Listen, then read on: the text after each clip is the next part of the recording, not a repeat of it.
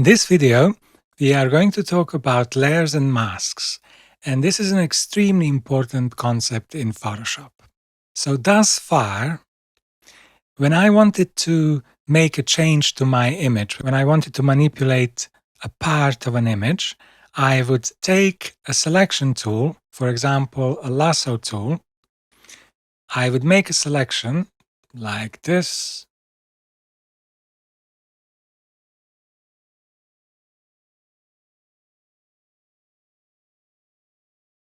Like this. And then I would go to the adjustments panel and, for example, make a curves adjustment layer and increase the contrast. So what I created here is an adjustment layer that adjusts, that makes a change to the layer below it. If I turn off the background layer, you won't be able to see anything. This is because this adjustment layer doesn't contain any pixels. It doesn't contain an image, but rather this is an adjustment of the image itself. You might have also noticed that every time I created an adjustment layer, that something else came up on the right side of it.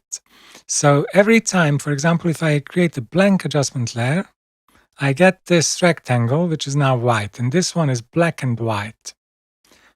This is what's called a mask. So what mask allows you to do is to apply this adjustment selectively.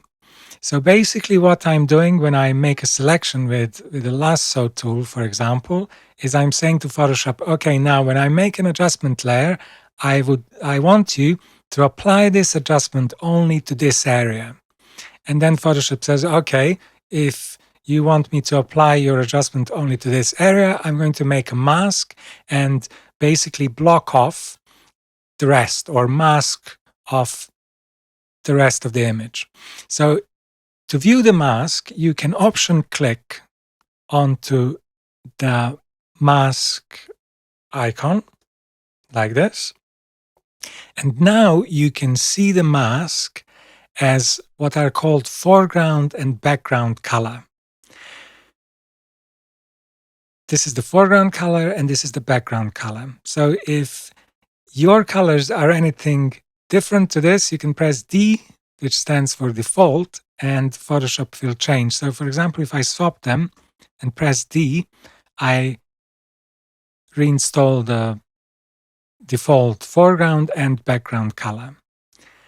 White shows or white reveals whatever the adjustment layer is trying to do. So if this part of the layer is white, the adjustment is going to show. The black conceals, so whatever is black is going to be hidden. If I option click again, I will turn off the mask. You can also view the mask as an overlay if you press the backward slash key.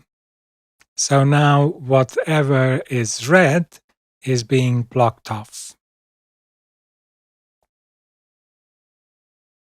If I create another adjustment layer, let's say curves, I can take this mask, press and hold the option key and drag it onto the new layer to copy this existing mask onto the new layer. Then click onto the mask of the new layer and press Command I to invert this mask. So now the street sign is blocked off and the rest of the image is showing through. So I option click again and then I click on to the curves icon and now I can adjust the contrast of the wall, for example, like this. This way, layers and masks allow you to fragment your image in lots of different areas and then fine-tune them bit by bit. I'm going to delete these two now, so shift-click and drop them onto the bin. because I want to show you another way of doing the same thing. So in previous examples, every time I wanted to make an adjustment, I would make a selection first, and then I would make an adjustment layer. What I can also do is to make an adjustment first, for example, like this. And now the adjustment affects the whole of the image.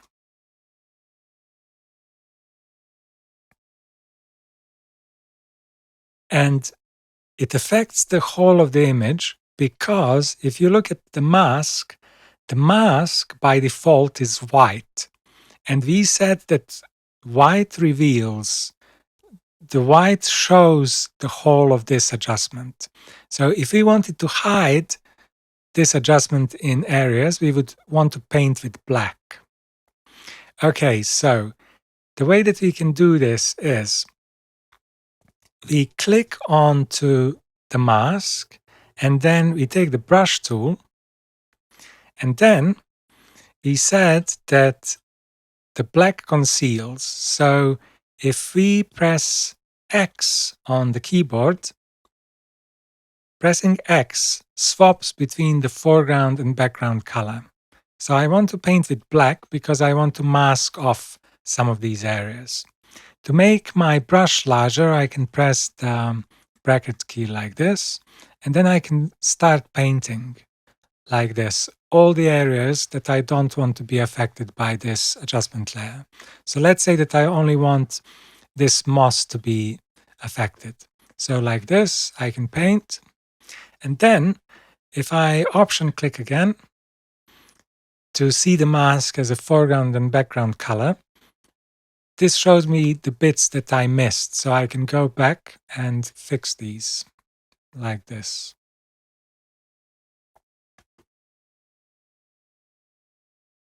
Okay, and then option click again.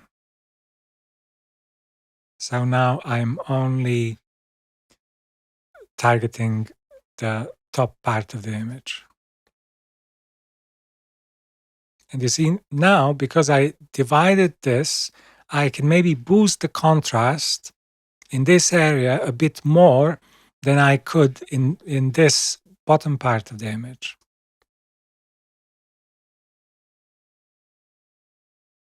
Like this. And then what I can do is I can make another adjustment layer, so another curves adjustment. And this time I want to adjust the bricks, for instance. So I can do it like this and like this. And then instead of drawing the mask from the scratch, I can click on this mask, press the option key, click and drag onto this layer, and this will copy this mask onto this layer. Then, if I click on the mask and press Command I invert the mask. So option click. So now only the bottom is being affected. If you press the backslash key, this key, okay, so now we view the mask as an overlay. So what we can do, if you take the brush, we can fix this mask. Let's make the brush smaller. And then I want to make sure that I'm using the brush like this. You can paint like this.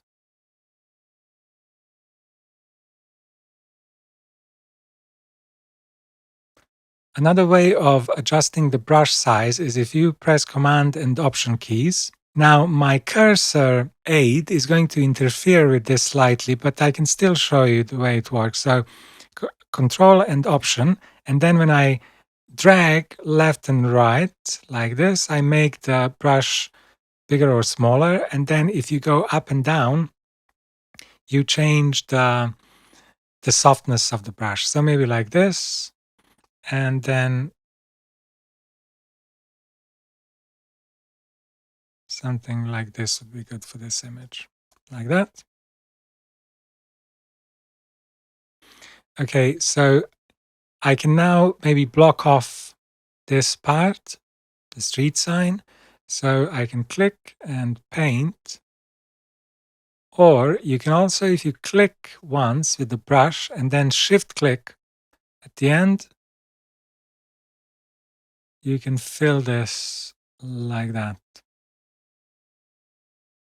And then I paint in the rest like this.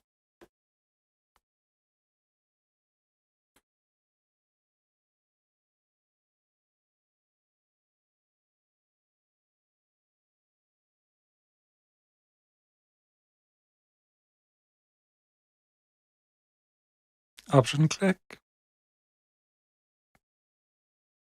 Okay, so now this adjustment applies to the wall only, like this.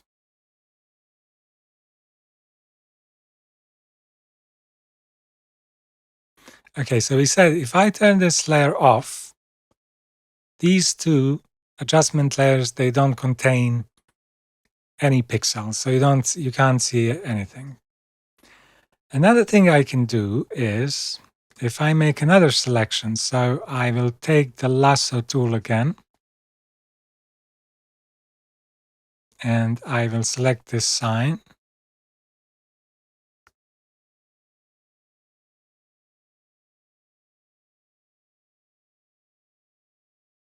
Okay, so then I will select the background. And now if I press Command J on the keyboard,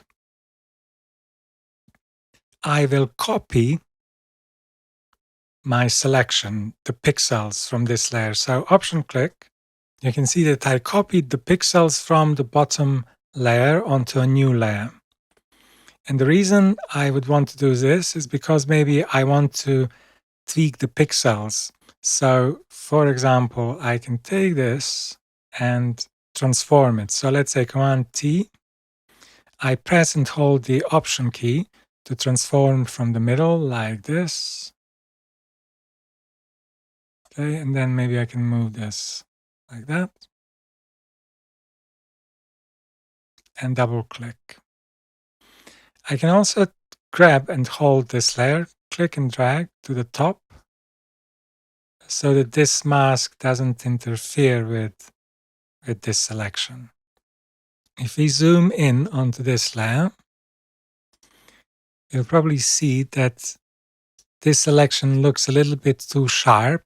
So if you command click onto the layer itself, it will be loaded as a selection. You can add a mask by clicking this icon, add layer mask, and then in the properties for the mask, if you go to feather and increase the feather amount, again, this will blend the edges a little bit, so it looks a little bit softer.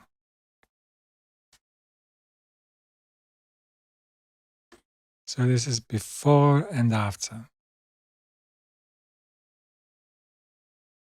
Okay, so let's take all these concepts and try to apply them to this image. For example, using layers, let's try to take this image and duplicate it to fill this frame. Okay, so let's see how we could do this. We can zoom in, and then to make a selection, maybe you can use the elliptical marquee tool. So I click, hold, and drag like this, and then hold the space bar like this.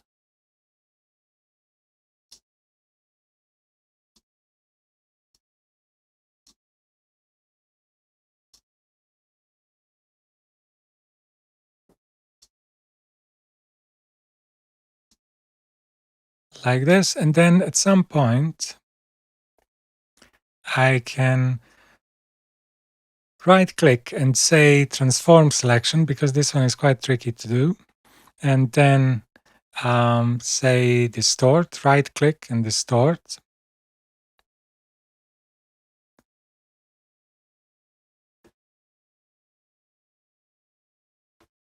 And adjust the selection like this.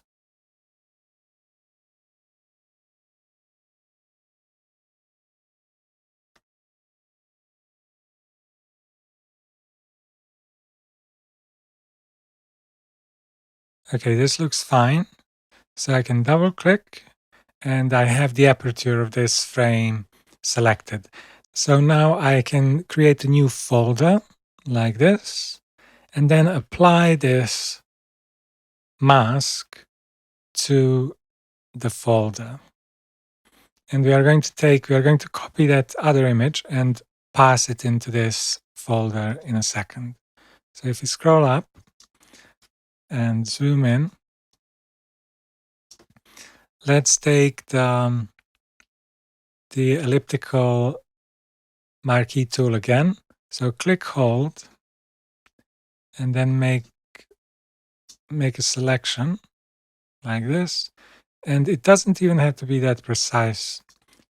Like this is fine. Okay. Then you'll go to the background to make a copy via layers. So you could also do this like this: layer, new, layer via copy, or reset Command J. So now we can take this. So if you take the move tool, okay, we have a duplicate. We'll take this layer and drop it into this group. To turn off the mask of a layer, we can shift click onto the layer mask so that we can see what we're doing, like this. And then you can drag the copy and then turn the mask back on. So what we want to do with this now is to transform it. So Command T. So we need to make it larger and rotate it a bit like this.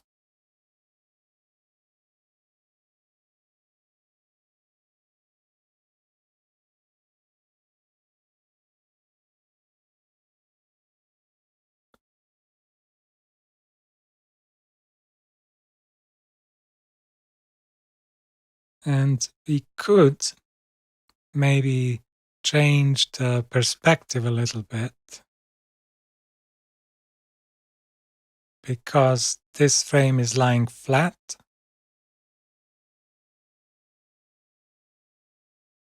Like this, and then double click.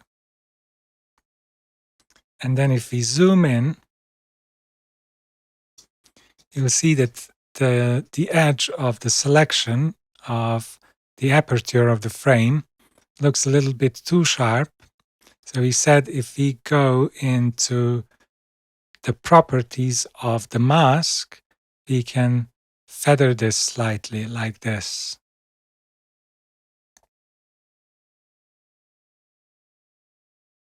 Like that.